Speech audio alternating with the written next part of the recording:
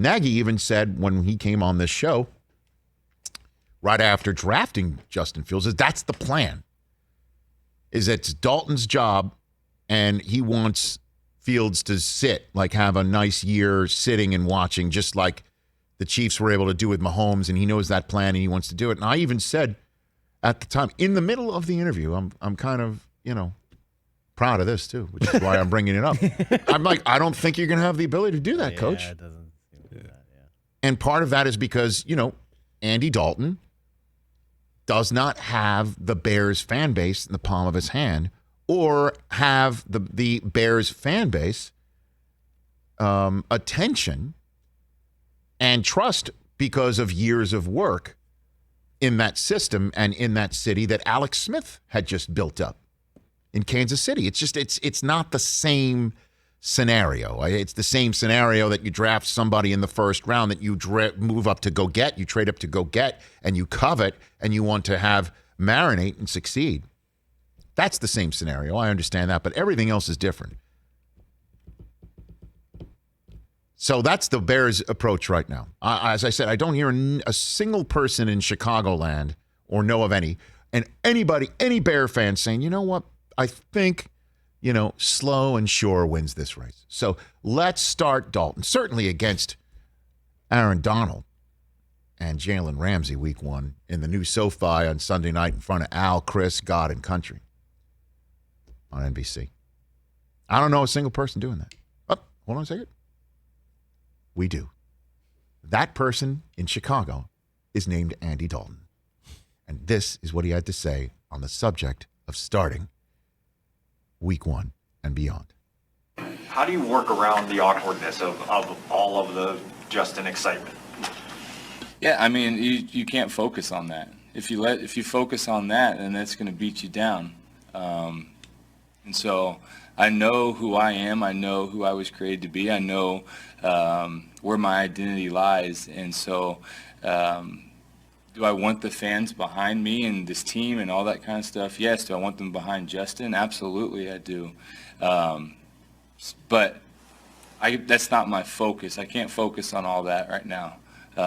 Like I've said before, Justin's going to have his time, and Justin's going to have a great career. But right now, it's my time, and so my focus is on being the best player I can be for this team and do everything I can to help this team win.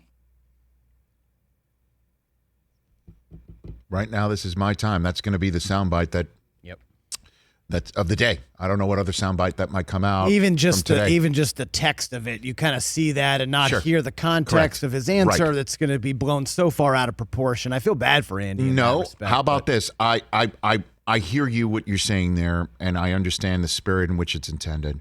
I love hearing that from him. And I bet Matt Nagy will love hearing that from him too. This is my time. And it's not like him sitting there and saying,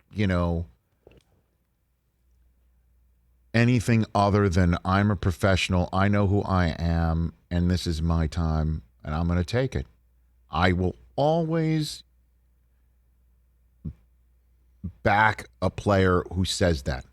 I say that, in defense of or support of Jalen Hurts, for instance, right? Mm-hmm. I love when players say, this is my time, I'm taking it. I have an opportunity, I'm not giving it up. Mm-hmm. I might not have much more of a window of opportunity, I'm taking it. Tim Tebow trying out for the Jaguars. I love that stuff, and Andy Dalton has every right to say that. And he's done everything right in his career.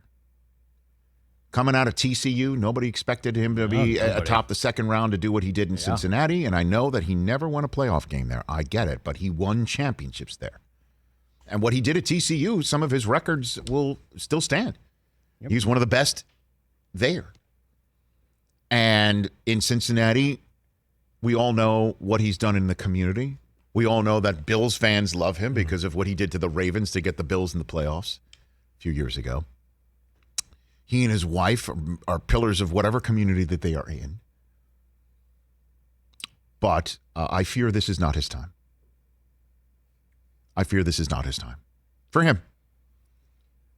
And I don't think that statement will be viewed by anyone in Chicago as a reason to support. It's just he had to know. He had to know when he was signing with the Bears that with 5 first-round grade quarterbacks available in the draft, that the Bears would not identify one of them and take a shot at one of them. In fact, moving up to go get one. Let's put it this way. When the news flash came across from Cleveland that the Bears were trading up and drafted Justin Fields, it was less of a surprise than, say, the Rodgers household during the 2020 pandemic draft. Yeah. So I love that he has that mentality, and the Bears should love it too. The coaches should love it too. I know that in many parts he will be blasted for that sort of thing as being totally oblivious to the reality of the situation. Not here, not on this show. No. I think the Bears will like that. I think Nagy will like that because guess what? Justin Fields might, over the next couple of weeks, prove that he is not ready somehow. Right. I doubt it. He might have to be ready week 1, and you want somebody with Aaron Donald across the line of scrimmage to think this is my team. Yeah. And you never know. He might pull off the W. And at some point, what happened to Ryan Fitzpatrick last year in Miami, where kind of out of the blue, it's no longer your gig. Thanks for doing what you're doing. Thanks for getting us off to a nice, good start. But you've got to sit because we're going with our kid. And that might happen to him then. I do not believe we're going to see the Alex Smith season and Justin Fields have the Patrick Mahomes rookie season. That is just not in the cards. And for Andy Dalton, good for him saying that. I don't think that's going to affect anything positively for him within the Chicagoland media that will light up the phone lines of what's he thinking? Who the hell is he? He never won anything in Cincinnati.